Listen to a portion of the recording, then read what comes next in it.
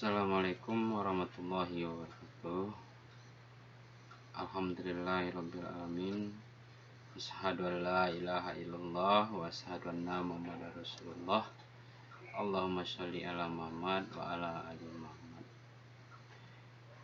Yang saya hormati dosen pengampu mata kuliah Ekonomi Makro Lanjutan Bapak Yul Hendri.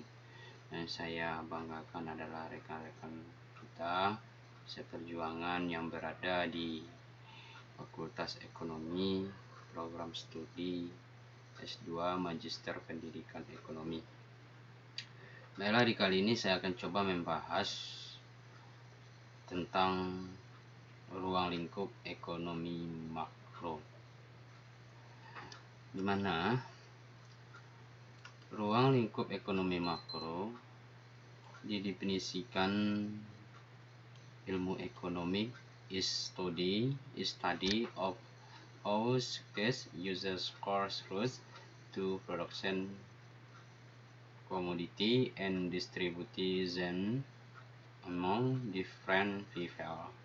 Jadi esensinya adalah pernyataan tentang kelangkaan scarcity, penggunaan sumber daya dengan cara yang paling efektif dan efisien. Jadi penggunaan sumber daya dengan cara yang paling efektif menuju pencapaian efisiensinya. Selanjutnya, Familiarity of Economic Physiocrats Kuznets ada di sini, nampak kita lihat secara bersama sampai dia menuju kepada modern mainstream economics. Di langkah tujuannya, familinya ini dia semua. Selanjutnya, pembagian ilmu ekonomi. Ilmu ekonomi itu dapat kita bagi turunan, di mana yang pertama ilmu ekonomi diturunkan menjadi ilmu ekonomi deskriptif, teori ekonomi, ilmu ekonomi terapan. Langsung pada turun mikro dan makro.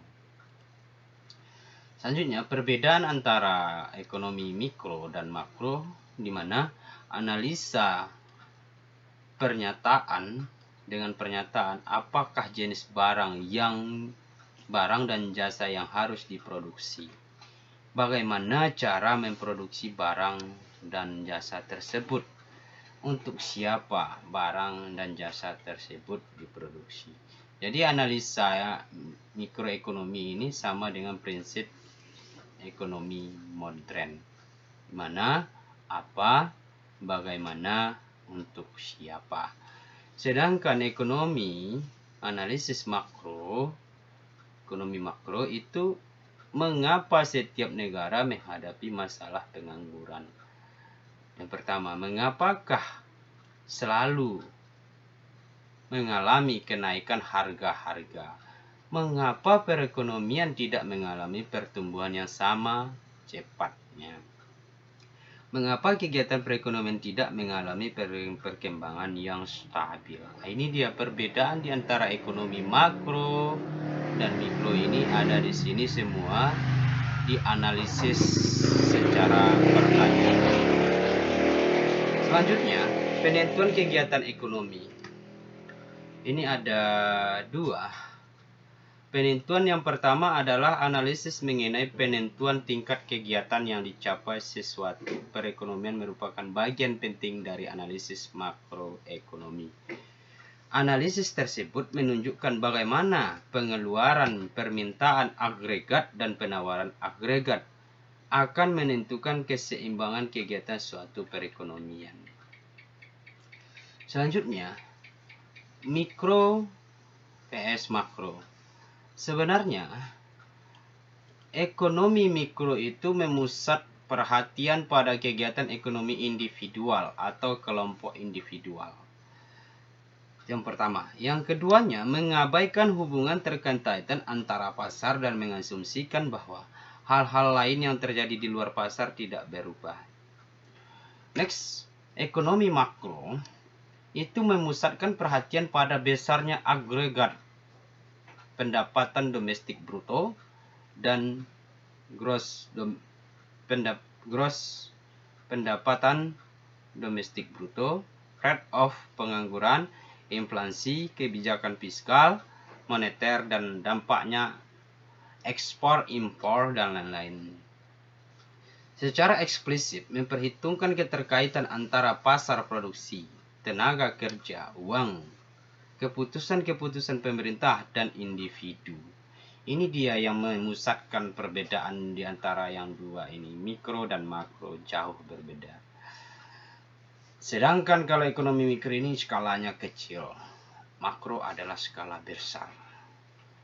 Selanjutnya, pengeluaran agregat dalam perekonomian modern dibedakan menjadi, pengeluaran agregat di dalam perekonomian modern dibedakan menjadi pengeluaran konsumsi rumah tangga, investasi perusahaan, pengeluaran konsumsi dan investasi pemerintah, ekspor, pembelian barang buatan dalam negeri oleh produsen negara lain.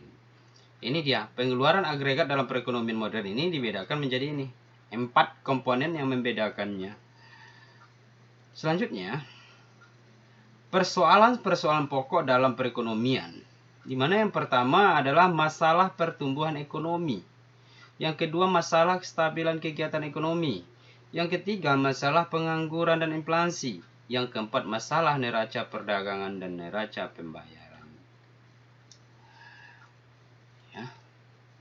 Itu tadi persoalan-persoalan pokok dalam perekonomian. Selanjutnya permasalahan kebijakan makro mencakup. Yang pertama, masalah jangka pendek, masalah stabilisasi. Hal-hal ini untuk menghindarkan inflasi, pengangguran, dan ketimpangan neraca pembayaran. Masalah jangka panjang atau pertumbuhan ekonomi ini, masalah jangka panjang dan pertumbuhan ekonomi ini berkaitan dengan adanya keserasian dengan pertumbuhan penduduk, pertambahan kapasitas produksi, ketersediaannya dana untuk investasi. Jadi ini permasalahan kebijakan makro itu mencakup dua hal ini. Selanjutnya, faktor-faktor dalam analisis ekonomi jangka pendek. Yang pertama, kapasitas total dari perekonomian meliputi pengeluaran investasi berupa penambahan stok barang jadi, setengah jadi, maupun bahan mentah dan pembelian oleh perusahaan untuk barang-barang modal. Yang kedua, jumlah penduduk dan jumlah angkatan kerja faktor yang kedua. Faktor yang ketiga, lembaga-lembaga sosial, politik, dan ekonomi yang ada. Next, kebijakan jangka pendek. Kebijakan jangka pendek menambahkan jumlah uang yang beredar dalam pengendalian jumlah uang yang beredar. Dua, menurut bunga kredit bank. Yang ketiga, mengenakan pajak impor. Yang keempat, menurunkan pajak pendapatan atau pajak penjualan. Yang kelima, menambahkan pengeluaran pemerintah. Yang keenam, mengeluarkan obligasi negara. Itu dia. Selanjutnya, tujuan keadaan perekonomian yang diinginkan. Jadi perekonomian itu mempunyai tujuan keadaan di mana yang pertama, tingkat kesempatan kerja atau tingkat employment yang tinggi. Tingkat pendapatan nasional yang tinggi menunjukkan jumlah barang dan jasa yang dihasilkan oleh perekonomian semakin banyak. Keadaan perekonomian yang stabil meliputi kestabilan tingkat pendapatan, kesempatan kerja, dan tingkat harga. Neraca pembayaran luar negeri yang seimbang. Baru, distribusi pendapatan yang lebih merata. Pertumbuhan ekonomi merupakan perkembangan kegiatan dalam perekonomian yang menyebabkan barang dan jasa yang diproduksi dalam masyarakat bertambah dan kemakmuran masyarakat meningkat. Masalah pertumbuhan ekonomi dipandang sebagai masalah makroekonomi dalam jangka panjang. Selanjutnya, input Ya. Input dan output. Input istilah lainnya adalah resources, factor of production. Barang dan jasa yang digunakan untuk menghasilkan barang dan jasa meliputi antara lain. Yang pertama natural dan biological resources. Human resources. Capital manufacture resources. Output. Output ini sama dengan berbagai barang dan jasa yang dihasilkan dari proses produksi, baik yang dikonsumsi maupun yang diproduksi lebih lanjut. Selanjutnya, production possibility frontier. Ya, ini V2F ini menunjukkan jumlah produksi maksimum yang dapat dihasilkan perekonomian dengan tingkat teknologi dan ketersediaan sumber daya yang tertentu. VVF ini mencerminkan konsep opportunity cost, efisien produktif. PPF ini mengilustrasikan proses ekonomi yang mendasar di mana pertumbuhan ekonomi pilihan masyarakat terhadap barang publik, privat, produksi, konsumsi, dan lain-lain. Di sini ada gambar production possibility frontier PPF, di mana dapat kita lihat ya, di possibility A ini kita mempunyai tingkat waternya 0, gunsnya 5. Jadi dari sini bisa kita lihat ya. Bisa kita lihat ini adalah untuk bagian A. Sedangkan B berada di tingkat 14 ini. Ini dia. Ini tingkat 14 ya. Oke. Sedangkan berikutnya ada 5 water. Yang pertama A 0, B 1, C itu berada di water kedua. Ya. Jadi tingkat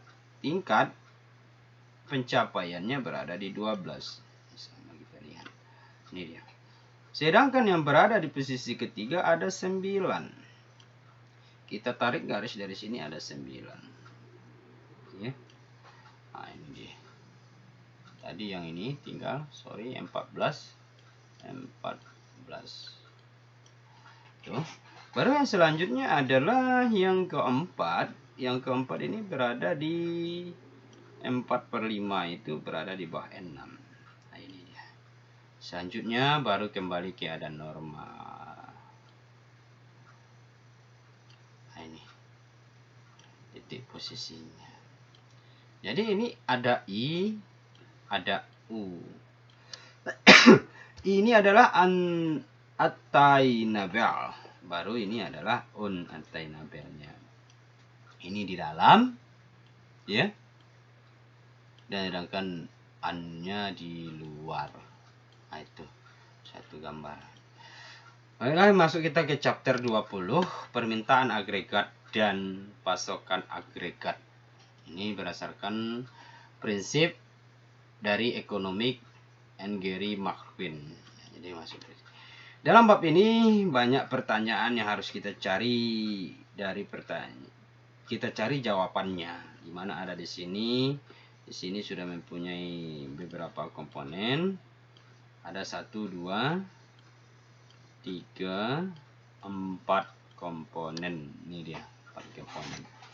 Bisa kita telah satu-satu. Nanti setelah kita baca kita tahu jawaban ini. Apakah fluktuasi ekonomi? Apakah karakteristik mereka? Ini 2 pertanyaan. Bagaimana model permintaan agregat dan penawaran agregat menjelaskan fluktuasi ekonomi? Baru yang ini yang terakhir. Yang ketiga, mengapa kurva agregat demand miring ke bawah? Apa menggeser iklan melengkung? Baru yang keempat, berapa kemiringan kurva penawaran agregat dalam jangka pendek dan dalam jangka panjang, apa yang menggeser sebagai kurva? Ini dia pertanyaan. Ini bisa kita cari jawaban dalam bab ini, dalam chapter 20 ini. Baiklah, kita coba untuk mengawalinya. Di atas jangka panjang, PPDB real di negara-negara industri besar seperti Amerika Serikat tumbuh rata-rata sekitar 3% per tahun. Dalam lari jarak pendek, dalam jangka jarak pendek, ya, pendapatan domestik bruto fluktuasi di sekitar trennya, di mana yang pertama resi, periode penurunan pendapatan real dan meningkatnya pengangguran. Ini kita garis bawah ini. Resesi itu meningkat pengangguran. Ini dia. Ya.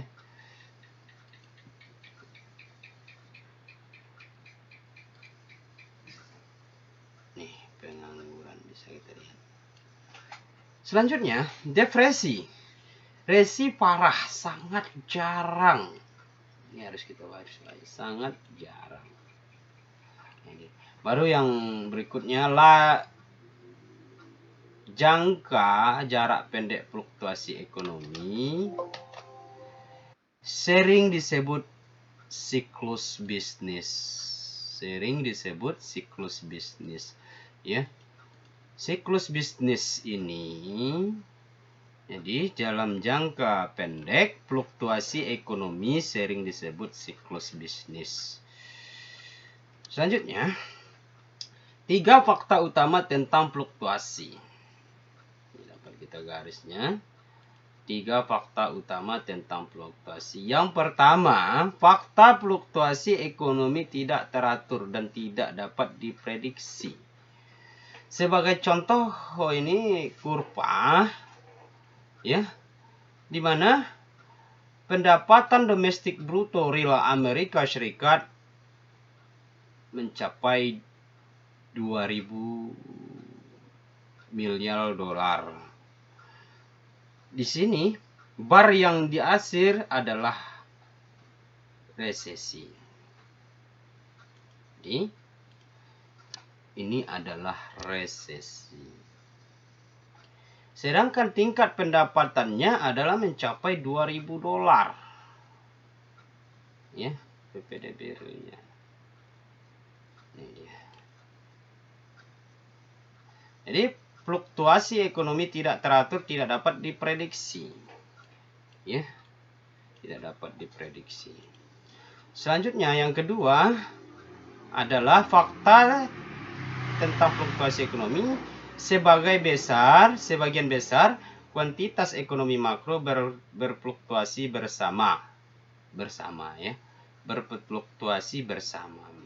Berarti belanja investasi 2.000 miliar dolar itu secara bersamaan. Dapat kita lihat pada kurva ini. Ini nampak kita lihat. Selanjutnya yang ketiga adalah saat output turun pengangguran meningkat. Ini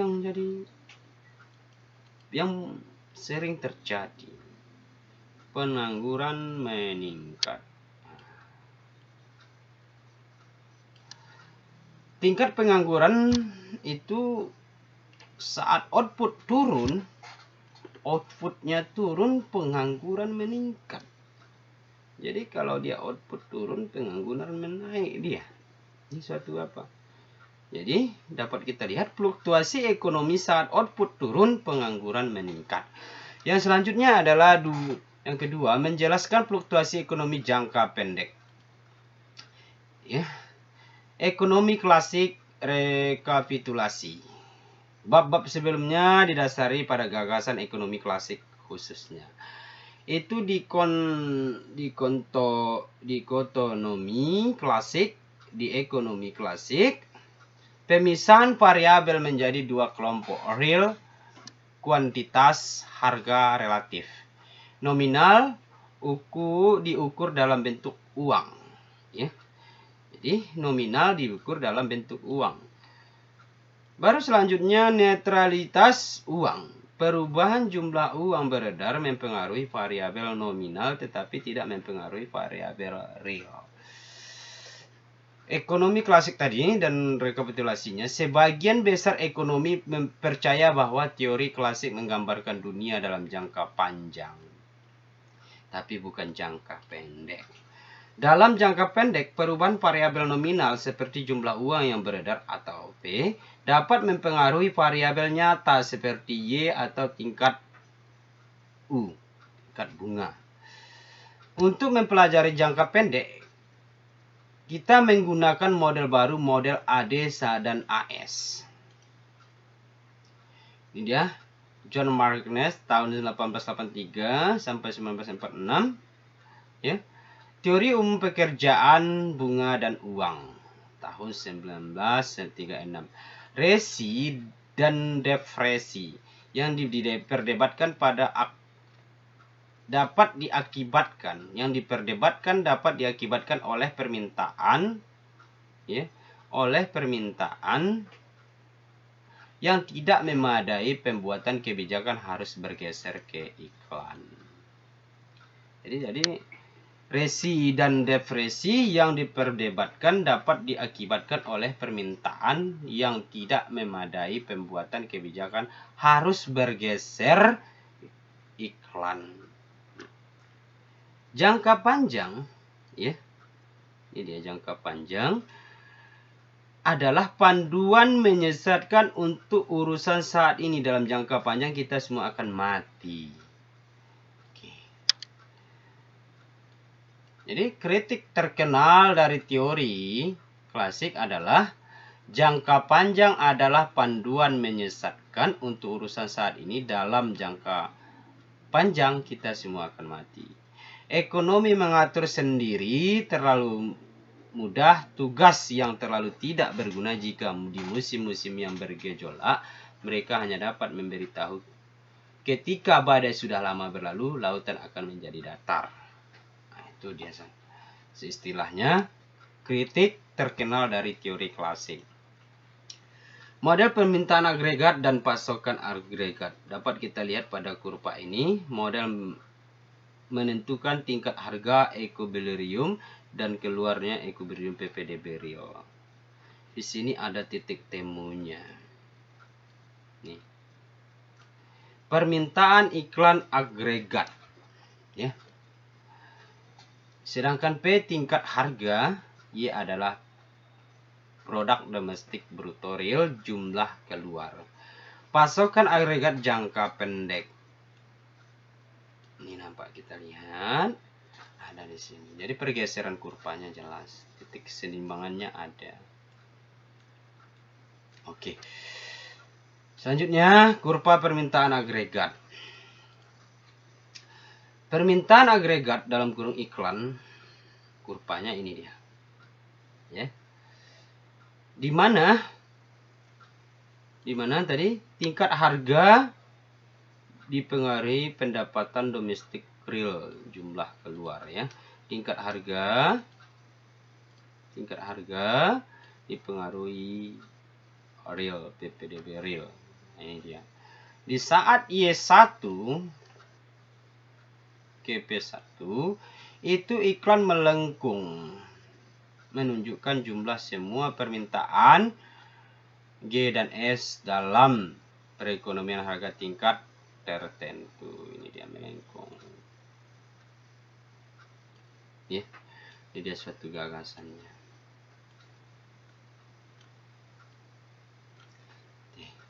Selanjutnya, mengapa iklan kurva lereng ke bawah? Mengapa iklan kurva lereng ke bawah? Ini lereng ke bawah. Itu disebabkan Y sama dengan C ditambah saya, tambah government, tambah ekspor impor. Mengapa G tetap? Menganggap G tetap oleh kebijakan pemerintah. Government ini adalah tetap kebijakan pemerintah. Untuk mengerti, kemiringan iklan harus menentukan bagaimana perubahan Ya, bagaimana perubahan tingkat harga.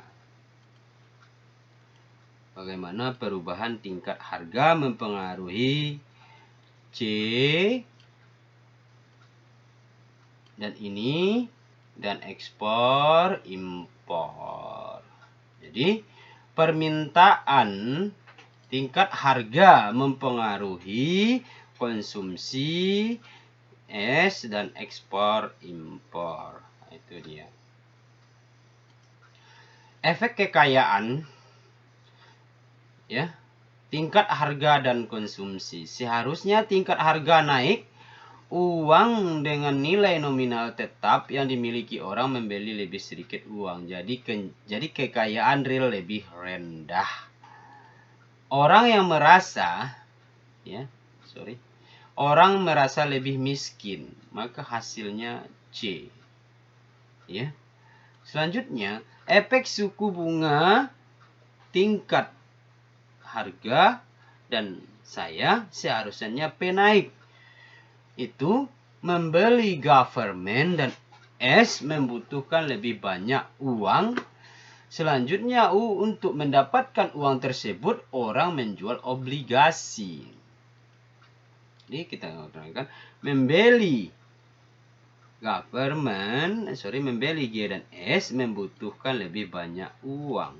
Untuk mendapatkan uang tersebut orang menjual obligasi aset-aset lainnya. Ini menurunkan harga obligasi, menaikkan suku bunga. Ini jelas dia. Ya. Ini jelas. Hasilnya saya air terjun, saya naik, penarikan saya tergantung secara negatif pada suku bunga. Penarikan S tergantung secara negatif pada suku bunga. Selanjutnya efek nilai tukar tingkat harga dan ekspor impor. Suku bunga DE naik, efek suku bunga. Investor asing mengingatkan lebih banyak obligasi. Ya, ini harus kita waspadai. Investor asing menginginkan lebih banyak obligasi DE.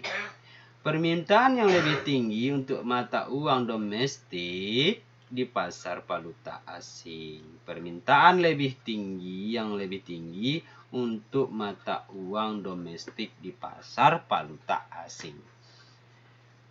Nilai tukar DE menguat, ekspor domestik lebih mahal ke orang luar negeri, impor lebih murah ke penduduk dalam negeri. Hasil X sama tadi. Selanjutnya kemiringan iklan kurva ringkasannya ya. Ini dia kemiringan iklan. Peningkatan tingkat harga mengurangi jumlah G dan S yang diminta karena efek kekayaan konsumsi terjun ke bawah. Efek suku bunga S terjun ke bawah. Efek nilai tukar juga terjun ke bawah. Itulah yang menyebabkan kemiringan iklan. Selanjutnya, mengapa iklan kurva mix shift? Setiap peristiwa yang berubah konsumsi saya government atau ekspor impor. Itu dapat kita lambangkan kurvanya seperti ini. Mengapa kurva mix shift? Ya, mix shift. Ini disebabkan setiap peristiwa yang berubah konsumsi es government ekspor dan impor. Itulah jawaban mengapa iklan kurva mix shift. Kecuali ada perubahan pada tingkat harga akan menggeser iklan melengkung. Jadi tingkat harga akan menggeser iklan melengkung seperti ini. Di sini ini dia P2-nya melengkung seperti ini. Jadi selanjutnya contoh ledakan pasar saham membuat rumah tangga merasa lebih kaya. konsumsi naik, itu iklan kurva bergeser ke bawah. Next. Mengapa iklan kurva mixed tadi? Perubahan dalam konsumsi, boom, crash pasar saham. Preferensi mengenai pengorbanan konsumsi atau penghematan. Kenaikan pemotongan pajak. Perubahan dalam perusahaan membeli komputer peralatan pabrik baru. Harapan optimis atau pesimisme. Suku bunga kebijakan moneter. Suku bunga kebijakan moneter. Kredit pajak investasi atau insentif pajak lainnya. Lanjut, perubahan dalam G. Government. Belanja pemerintah federal pusat misalnya pertahanan. Belanja negara bagian dan lokal misalnya jalan atau sekolah. Perubahan dalam ekspor impor, booming atau resesi di negara-negara yang membeli ekspor kita. Apresiasi, depresiasi akibat spekulasi internasional di pasar valuta asing. Ya. Kurva permintaan agregat. Apa yang terjadi dengan iklan kurva di setiap skenario-nya berikut? Sebuah kredit pajak investasi 10 tahun kadaluarsa. Nilai tukar DE jatuh. Penurunan harga meningkat. Nilai real kekayaan konsumen. Jawabannya, sebuah kredit pajak investasi 10 tahun kadaluarsa. S terjun ke bawah, iklan kurva bergeser ke kiri. Ya. S terjun ke bawah, iklan kurva bergeser ke kiri. Nilai tukar DE jatuh, ekspor impor naik, iklan kurva bergeser ke kanan. Penurunan harga, peningkatan nilai real kekayaan konsumen, pindah ke bawah, iklan kurva efek kekayaan. Selanjutnya, kurva penawaran agregat. Nah, ini dia kurva penawarannya. Z agregat supply sebagai kurvanya itu sebagai melengkung menunjukkan jumlah, ya. Menunjukkan jumlah total perusahaan G dan S memproduksi dan menjual pada tingkat harga tertentu sebagai, ya, harga tertentu sebagai tadi miring ke atas dalam jangka pendek, vertikal dalam jangka panjang. Jadi kalau miring ke atas itu adalah Z agregat surplus, miring ke atas dalam jangka pendek. Ya, miring ke atas. Sedangkan untuk jangka panjang vertikal. Next. Kurva penawaran agregat jangka panjang atau LRAS itu tingkat keluaran alami Y N adalah jumlah keluaran ekonomi menghasilkan saat pengeluaran berada pada tingkat alami YN, juga disebut hasil potensi atau output pekerjaan penuh. Ya, output pekerjaan penuh. Ini dia.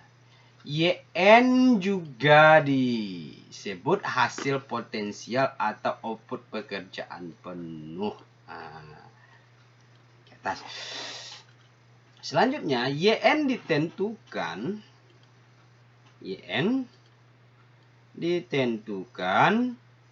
oleh persediaan ekonomi, tenaga kerja, modal dan sumber daya alam, dan pada tingkat teknologi. Ya. Peningkatan tingkat harga dari P1 ke P2 tidak mempengaruhi salah satu dari ini. Jadi tidak mempengaruhi Y. Ya. Peningkatan dari P1 ke P2 tidak mempengaruhi YN. Di ekonomi klasik, ya. Selanjutnya, Mengapa LRAS kurva miring shift? Nah, ini dia. Setiap peristiwa yang mengubah salah satu faktor YN, ya, setiap peristiwa yang mengubah salah satu faktor YN ini ke YN aksen akan bergeser LRAS-nya akan bergeser ke samping. Contoh, imigrasi meningkat menyebabkan YN naik, jadi bergeser dia ke samping. Selanjutnya, mengapa LRAS kurva mix shift? Ya, perubahan dalam L atau tingkat pengangguran alami, di mana imigrasi baby boomer pensiun, kebijakan pemerintah mengurangi tingkat pengangguran alamiah. Perubahan dalam K atau H ini adalah investasi di pabrik peralatan. Lebih banyak orang mendapatkan gelar sarjana, pabrik hancur akibat gempa bumi.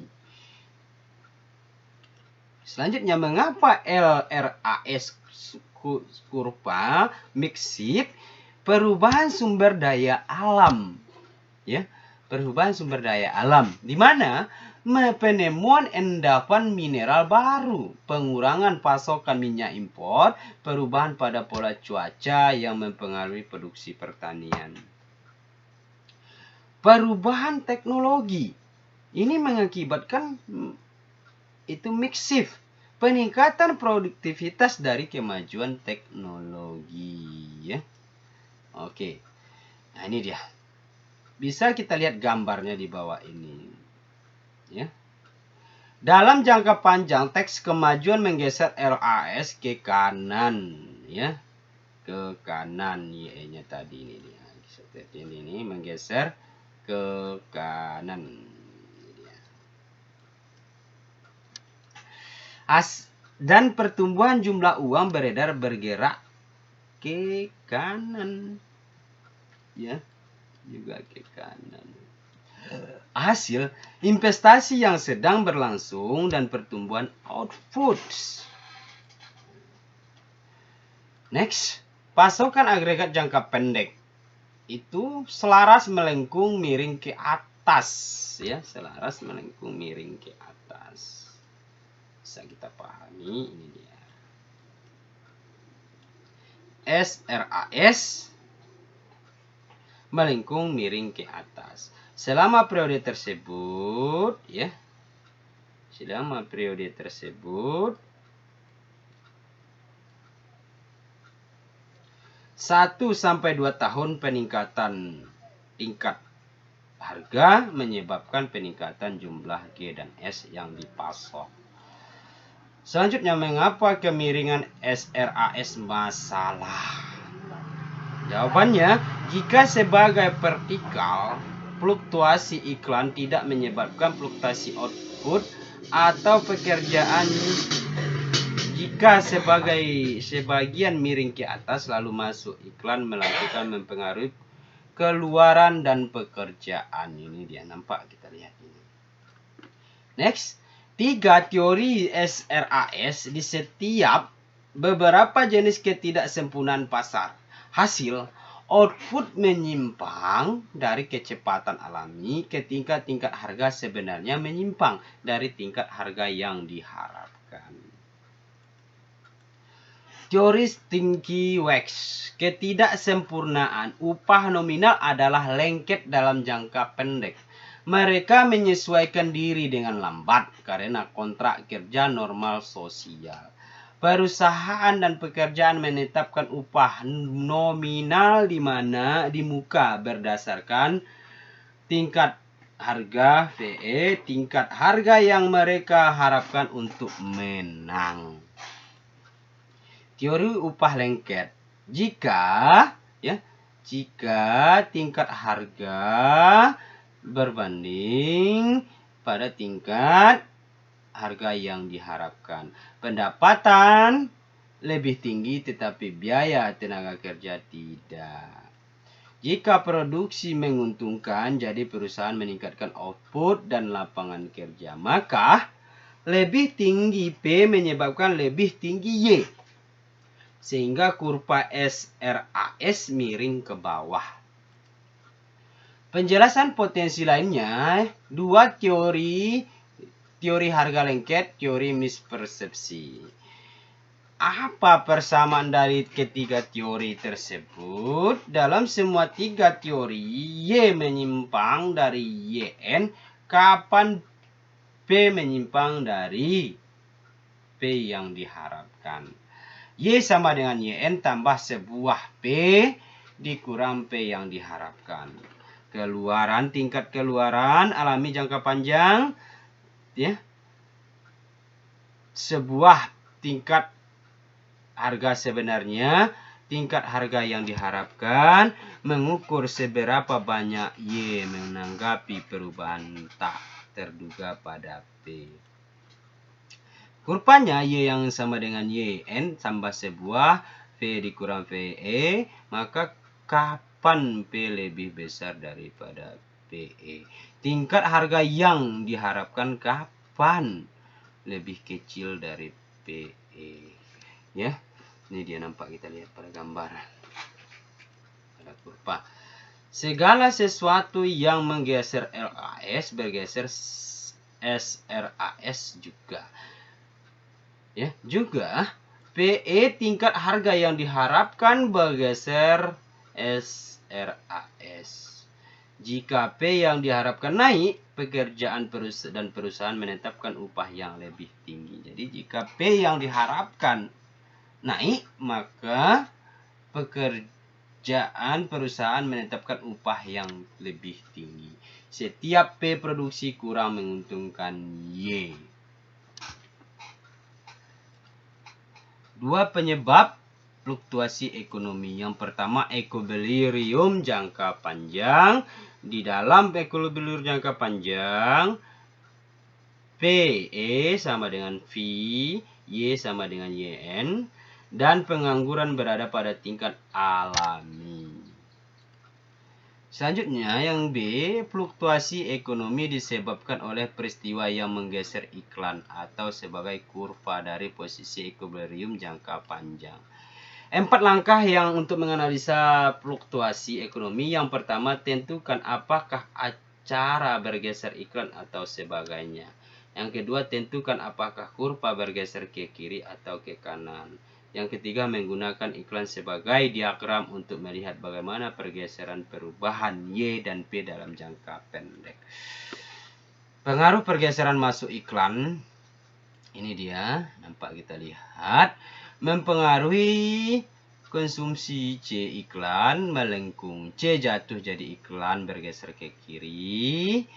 S equilibrium B di B, P dan Y menurunkan UNEF lebih tinggi. Lembur, PE jatuh. Mengapa? SRAS bergeser ke kanan. Sampai persamaan RR dan di C, Y dan UNEF kembali tingkat awal.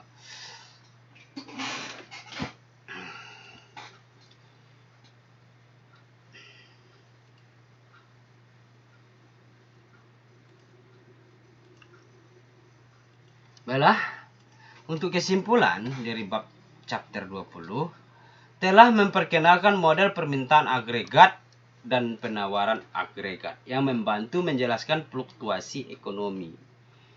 Fluktuasi ini menyimpang dari tren jangka panjang dijelaskan oleh model yang kita pelajari di bab sebelumnya. Di bab berikut ini kita akan mempelajari bagaimana pembuatan kebijakan dapat mempengaruhi permintaan agregat dengan kebijakan fiskal dan moneter. Jadi di sini ringkasannya,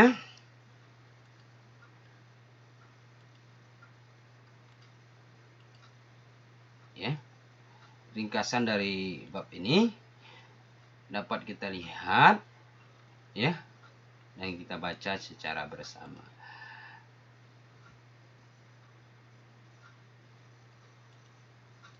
Di mana ringkasan yang pertama, fluktuasi jangka pendek dalam PDB dan kuantitas makroekonomi lainnya tidak teratur dan tidak dapat diprediksi. Resesi adalah periode menurun pendapatan domestik bruto real dan meningkatnya pengangguran. Ekonomi menganalisis fluktuasi menggunakan model permintaan agregat dan penawaran agregat. Kurva permintaan agregat lereng ke bawah karena perubahan tingkat harga miring mempengaruhi kekayaan terhadap potensi, pengaruh tingkat bunga pada investasi, dan pengaruh nilai tukar pada ekspor neto. Apapun yang berubah C, S, G, dan NX kecuali perubahan tingkat harga akan bergeser kurva permintaan agregat. Kurva penawaran agregat jangka panjang adalah vertikal karena perubahan tingkat harga tidak mempengaruhi output dalam jangka panjang. Dalam jangka panjang, output ditentukan oleh tenaga kerja, modal sumber daya alam, dan teknologi perubahan. Salah satu akan menggeser kurva penawaran agregat jangka panjang. Dalam jangka pendek, output menyimpang dari tingkat alaminya ke tingkat harga berbeda dari yang diharapkan, yang menyebabkan miring ke atas kurva penawaran agregat jangka pendek. 3 teori yang diajukan untuk menjelaskan kemiringan ke atas ini adalah teori upah lengket, teori harga lengket, dan teori mispersepsi. Kurva penawaran agregat jangka pendek bergeser sebagai respon terhadap perubahan tingkat harga yang diharapkan dan apapun yang menggeser kurva penawaran agregat jangka panjang. Fluktuasi ekonomi disebabkan oleh pergeseran permintaan agregat dan penawaran agregat. Ketika permintaan agregat turun, output dan tingkat harga turun jangka pendek seiring waktu. Perubahan ekspektasi menyebabkan upah harga dan persepsi menyesuaikan dan kurva penawaran tingkat agregat jangka pendek bergeser ke kanan.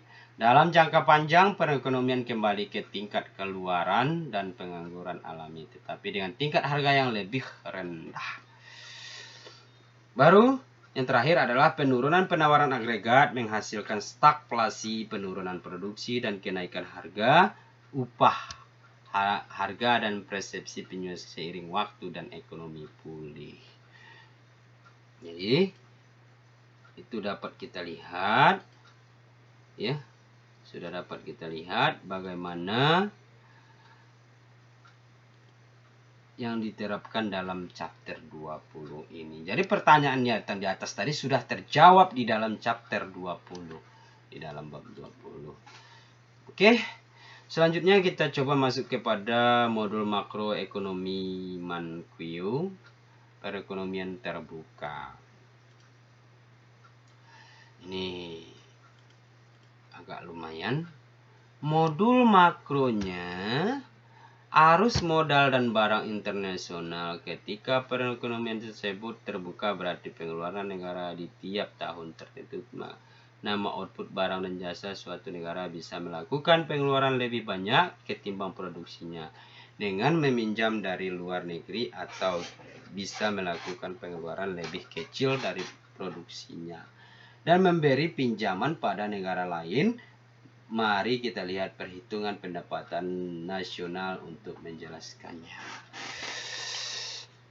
Ini dia, identitas pos pendapatan nasional pada perekonomian terbuka. Y sama dengan konsumsi tambah investasi tambah government tambah ekspor neto dan permintaan luar negeri neto. Jadi di sini dapat kita lihat, ya, pendapatan nasional perekonomian terbuka ini menggunakan rumus Y, jumlah permintaan ini untuk output domestik. C adalah terdiri dari konsumsi rumah tangga, ya. I, investasi. G, government. NX, ekspor impor. Investasi hasil neto neraca perdagangan mulai dengan identitas pos pendapatan yang tadi dikurangi konsumsi dan government dari kedua sisi, diperolehlah Y dikurang C dikurang G sama dengan investasi tambah ekspor impor. Kita disebut ini S tabungan, ya. Ini adalah tabungan. Jadi sekarang kita punya, ya, kita punya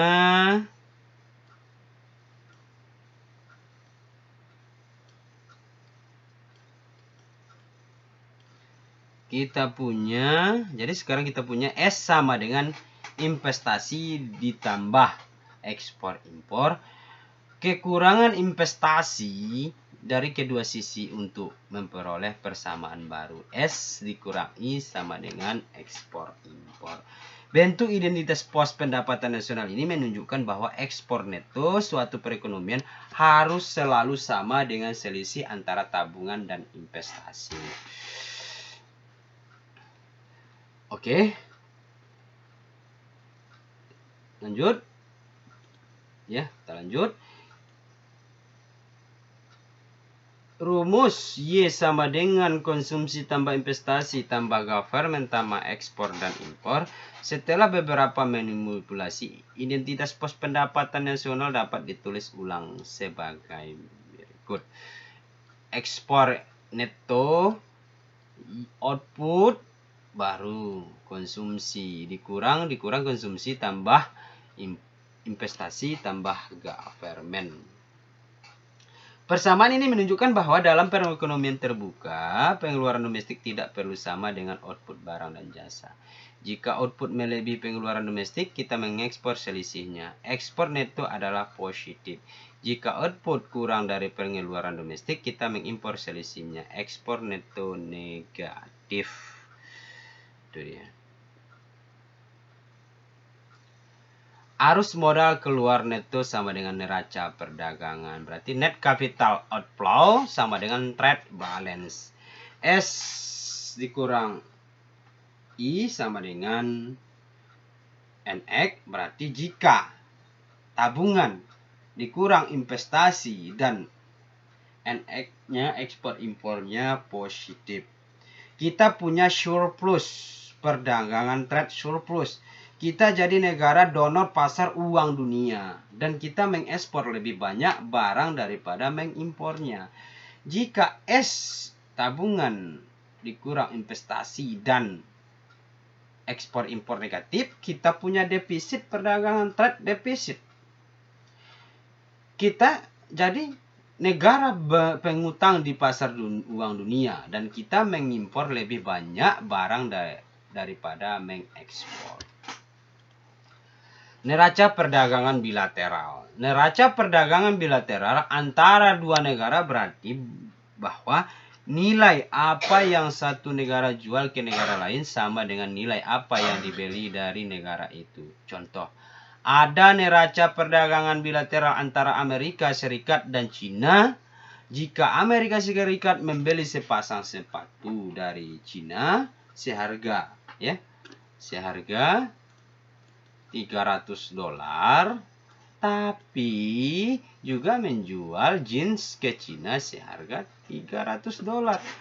Suatu negara bisa mempunyai defisit dan surplus perdagangan besar dengan berbagai negara, tetapi punya perdagangan berimbang keseluruhan. Contoh, ada perdagangan berimbang keseluruhan jika Amerika Serikat jual jeans ke Jepang, Jepang jual jok mobil ke Cina $300 dan Cina jual sepatu $300.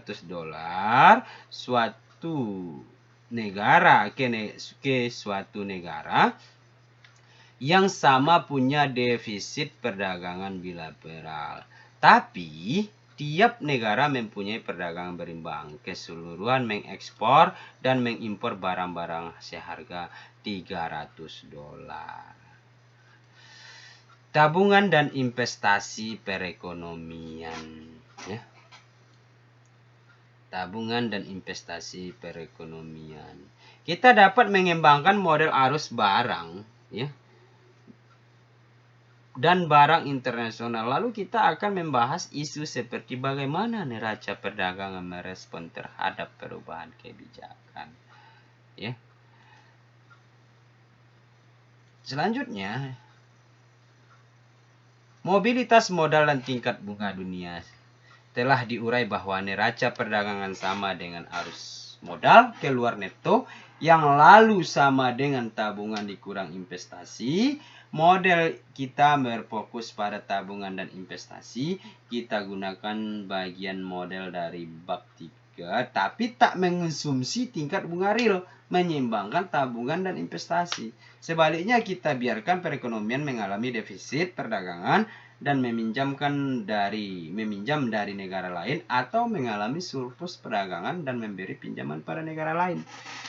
Misal, perekonomian terbuka kecil dengan mobilitas modal sempurna, di mana tingkat bunga di dalamnya sama dengan tingkat bunga dunia. Dinotasikan R sama dengan R aksen.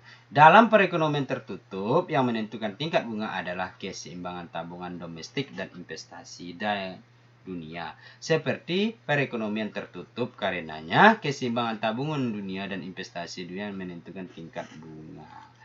Jadi, ini dia dapat kita baca. Mudah-mudahan ini dulu yang bisa saya sampaikan karena waktu kita terbatas.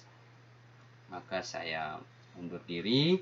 Mohon izin, banyak maaf atas segala kekurangan, atas segala sesuatu yang tidak berkenan. Saya Taufik Akbar undur diri. Dan saya akhiri dengan billahi taufik wal hidayah. Assalamualaikum warahmatullahi wabarakatuh.